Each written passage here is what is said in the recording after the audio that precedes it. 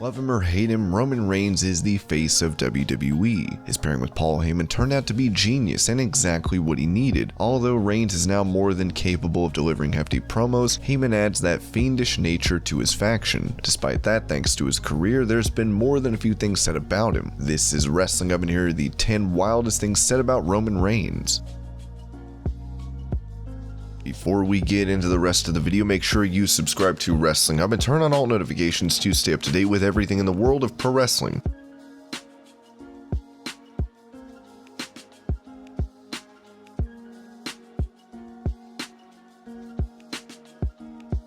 Roman Reigns is one of the top stars in WWE, and thanks to his position and experience, he has become a locker room leader backstage. Dave Meltzer revealed Reigns was furious at Enzo Amore. The situation with Amore was discussed, where a report from several weeks ago regarding him being kicked off of the bus by Reigns due to heat with the locker room was acknowledged. The incident in question, we were told, that broke the camel's back, and this happened some time back, was him talking very loudly on his phone to someone and saying things that those who couldn't help but hear him thought were negative about the business, while bragging about how much money he was making from the business to that person. Meltzer went on to add Amore was receiving the mistreatment. In the beginning of his career, Miz had been thrown out of the dressing room, and according to the report, that's what happened with Enzo. Thus, if there's one thing that's proven, you don't get on the wrong side of Roman Reigns, as it is his yard after all.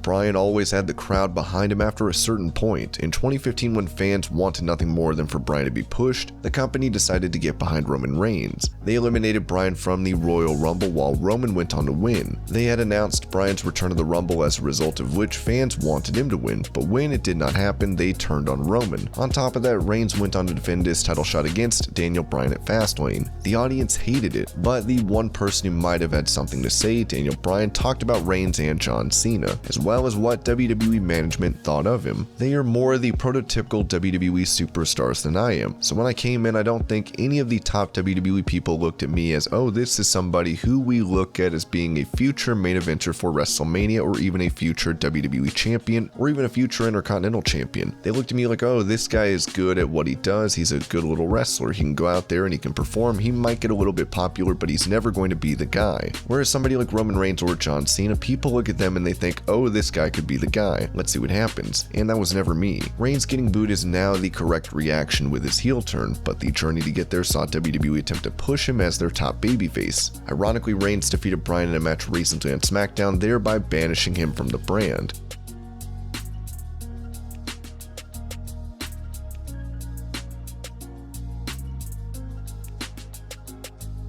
As the father of one of the top stars in wrestling, John Cena Sr. has voiced his opinion on a variety of things. One topic he touched on was Roman Reigns and his storyline with Jey Uso, and how his reception has changed. The mistake they made with Roman was, you don't like roast beef, but I'm gonna shove it down your throat anyway. What they should have done is kept him in a tweener role, where he could either be a nice guy or SOB depending on the day. When he was in the Shield, he was just part of a faction. The other two carried him, and I think even Reigns will admit that. Now they've brought him to a point where he belongs. They got rid of that Shield BS, and now he's a terror. He also said that even if Roman was as good as he was with John Cena gone, WWE did not have a face of the company any longer. There will never be the man or the woman in WWE ever again. You're not going to have The Rock's, Steve Austin's, CM Punk's, or John Cena's anymore.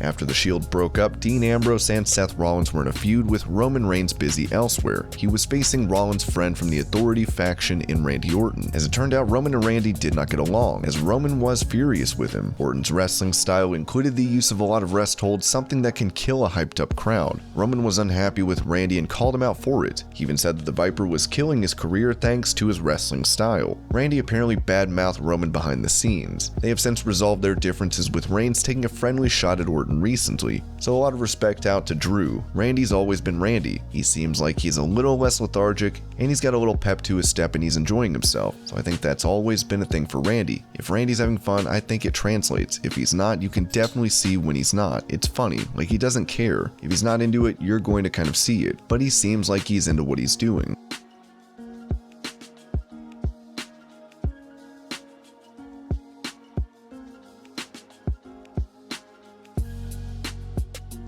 was one of those WWE superstars that the company wanted to push to the moon, whether the audience wanted him or not. However, in what was one of the lower points of Roman's career, he failed a drug test in 2016, violating the wellness policy, so WWE had him drop the title cleanly to Rollins, writing Reigns off TV. Roman apparently had to apologize to the locker room. When Reigns returned, he was not used in that big role, and it took a while before WWE started to once again book him with the same prominence.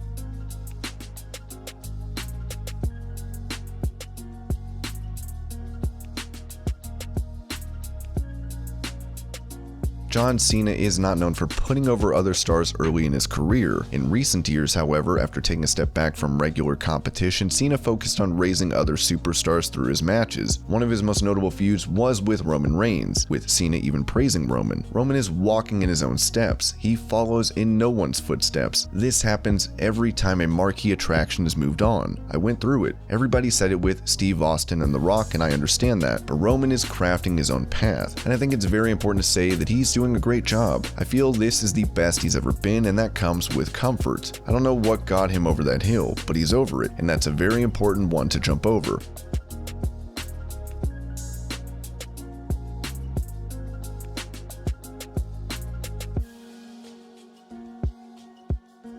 At Mania 33, Roman had one of the biggest matches facing The Undertaker. Taker was in a lot of pain and could not give the performance he wanted. The next night, Roman, who was a face, got booed out of the building for defeating Taker in what fans thought might have been his final match. He was already getting booed, but beating Taker made it much more audible. A writer told Roman that the audience would treat him as a heel and to use the energy, so he looked around and said, "This is my yard now," before dropping the mic and walking away as the arena exploded, with this becoming one of the best moments of his career.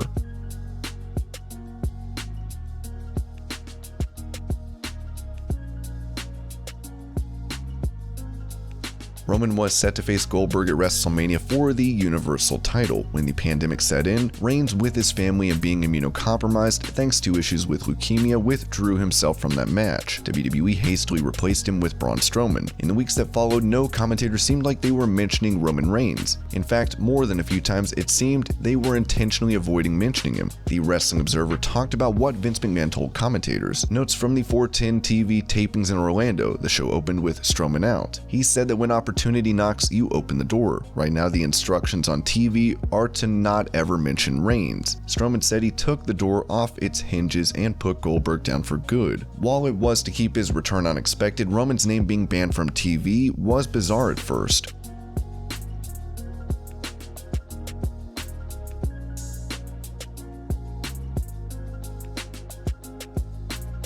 Even before Roman came to TV, according to reports, CM Punk did not want him to be a part of the Shield. Punk was the one to pitch the original idea for the group. In his version, he wanted Seth Rollins, Dean Ambrose, and Cassius Ohno. WWE went with Reigns as opposed to Ohno. They were never enemies in WWE, but Punk took shots at Reigns, saying the only thing WWE cared about was making Roman look good. Reigns ended up taking shots at Punk's Pepsi tattoo. It's still crazy to think what could have been had WWE listened to Punk.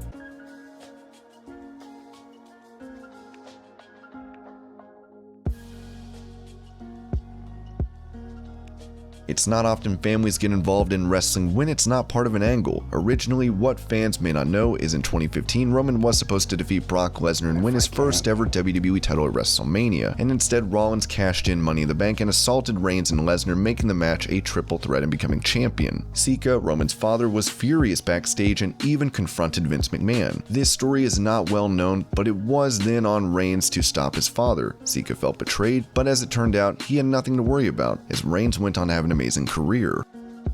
And these were the wildest things said about Roman Reigns. I hope you're all having a great day. Thank you so much for watching, and I'll see you later.